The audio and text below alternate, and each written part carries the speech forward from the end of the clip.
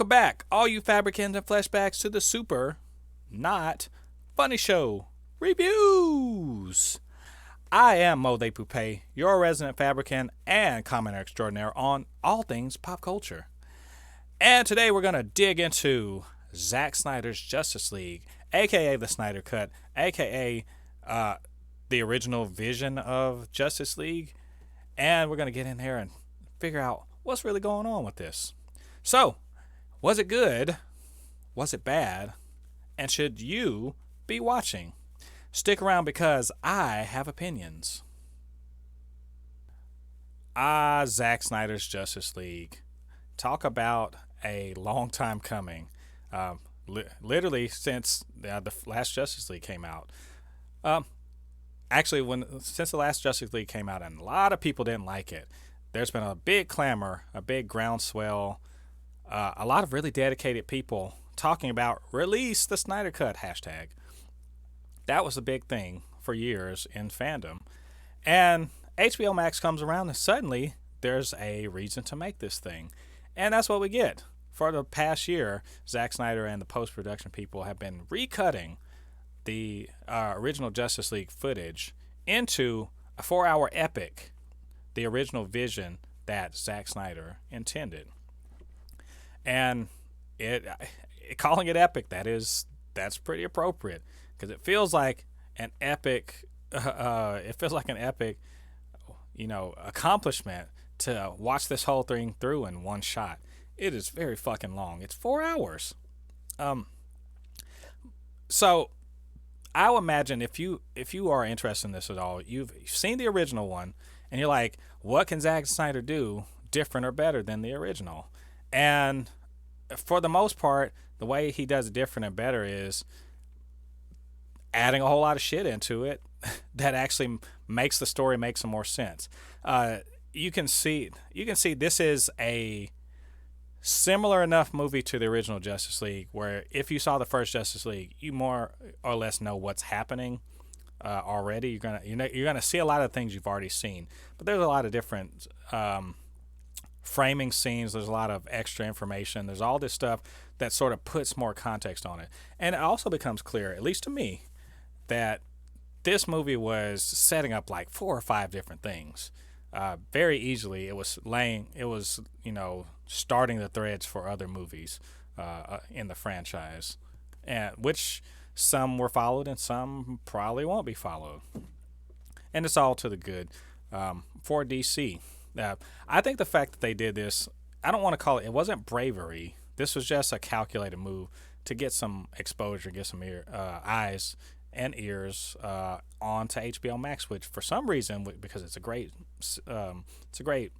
product, people aren't really going to. But I will say again, if you didn't like the first one, this is probably not a movie for you. You're just getting a whole lot more of that, and the CG is a little bit better and more interesting. The story's a little more cohesive and makes a little more sense, but it's still that movie. So if you didn't like that movie, because of the Zack Snyderiness of it, the dark and edgy and all that stuff, then you're not going to like this movie. If you didn't like it, the first Justice League, because it was too quippy and tried to be like Marvel and stuff like this, you may find something of value in this movie. I think that is really what is fixed, if you will, about the original one. Now, I will say ahead of time, I liked the first Justice League. I didn't think it was great, but it was a good follow-up, a good way to follow up, Man of Steel and Batman v Superman: Dawn of Justice. And so it all makes a cohesive storyline. But I will admit there was a bit of a letdown in the original, where there was no Darkseid. So Zack Snyder, he originally wanted Darkseid in, so that's what we get. We don't get Darkseid fighting. We get a little flashbacks and stuff like that. But we do see Darkseid, and we see why Steppenwolf is who he is, and all the bit with Superman and all that stuff. It's all, again, it makes a lot more sense. Where the Snyder Cut excels is by bringing back sideline characters and really kind of making them important and interesting to the story. There's more character development. You get to see a lot more of everyone who's in here. Some of it, that character development is very weird. And it's weird only in the sense that you wonder, why are these people acting so strangely? And it comes off kind of off-putting. But if you look at it in the lens of Zack Snyder sees the Justice League as kind of modern day gods, this is sort of an epic deification, if you will, of the Justice League. And so when you look at it like that, crazy shit like the the Norwegian fish village girls, singing Aquaman off as he jumps into the ocean. Well, it makes a little sense. They're like, I don't want to say sirens, but they're a chorus or something. So it's kind of like an epic, Roman mythological thing. Seeing their origin, really seeing like the background of not really origin, but the background of who Flash is. That's good stuff. It's good stuff. I think one of the problems that this movie does that the original also did, and I'm assuming it was just a through line, period, is that Wonder Woman kind of gets a little shafted in this. She's not very well developed in this movie, and that's unfortunate. She gets she's the only female member, and she's not sidelined, but really kind of diminished relative to other people. But in a sense, I guess Arthur is a little bit too. His story is more about the Atlanteans in general, and not him in particular. Superman, he got his own movie, so they didn't really have to cover him too much.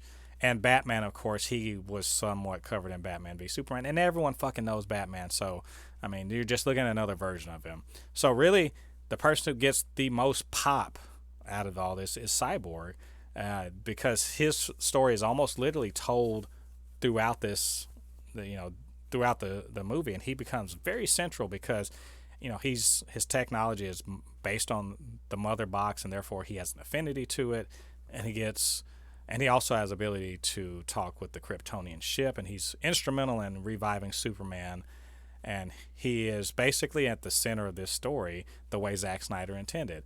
And to his credit, Ray Fisher, he really acquits himself quite well in a role that could be very wooden and stilted just because he's a cyborg. And I think he does really a great job here. In fact, I would say everyone really is kind of bringing their A game. I think Henry Cavill, he's absolutely great as a resurrected Superman. I will say Ben Affleck, he gets crap for being his Batman, but I think seeing even more of him in Batman in this one really kind of shows he's really good.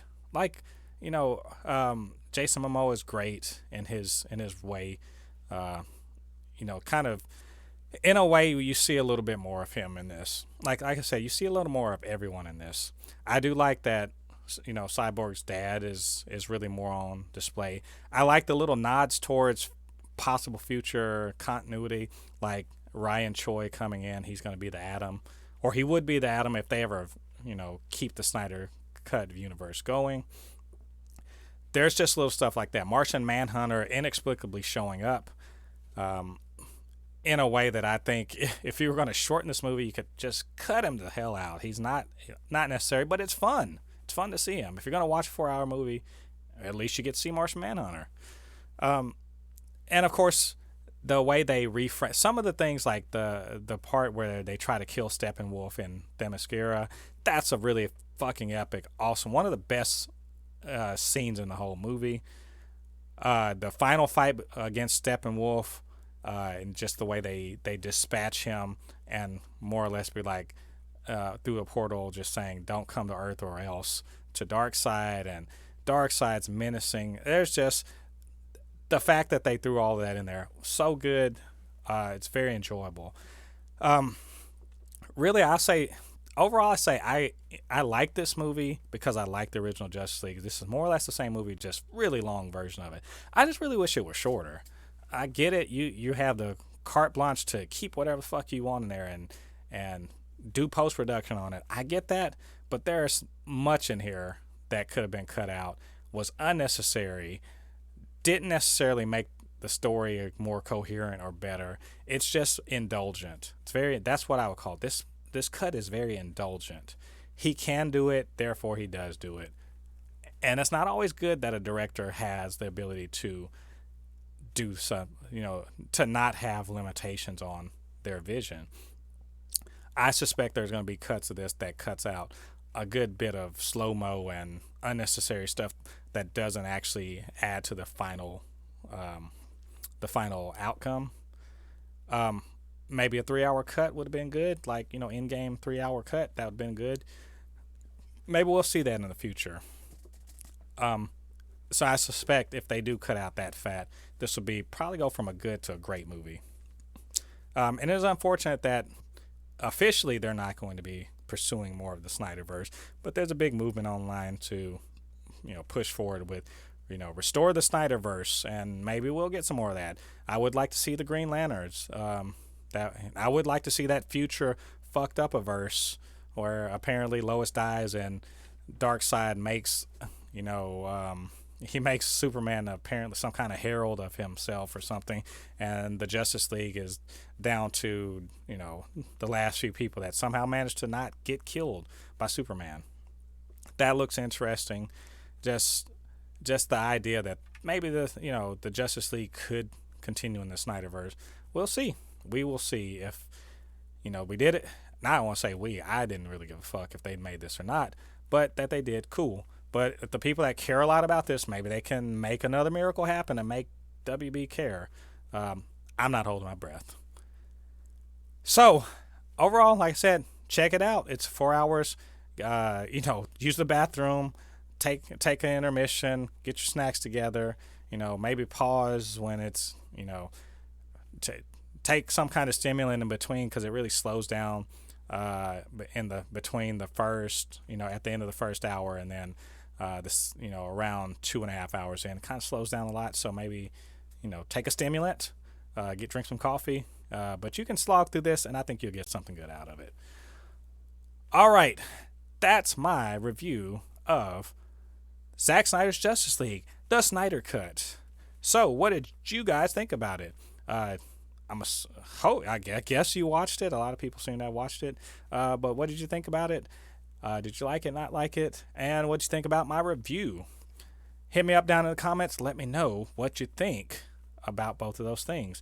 And, of course, you can hit me up, supernotfunnyshow@gmail.com or at supernotfunnys1 on Twitter, and we can chop it up about the Snyder Cut.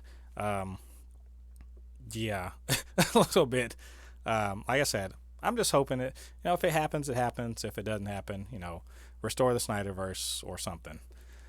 And also, are you subscribed to the Super Not Funny Show? If you're not, what are you doing? Get down there, hit that subscribe button, join the Super Not Funny Show family. And, of course, you can always hit the notification bell so you can see when we are dropping new content. We do that every week. New reactions, new reviews, anything else that floats our pop culture boat. All right, all you Fabricans and Fleshbags, thanks again for joining me for this review of Zack Snyder's Justice League. Come back next time for yet another review. Until then, I have been Jen Thépuppét, your resident Fabricant and commenter extraordinaire on all things pop culture. And I'll see you guys on the other side of the thread. Peace.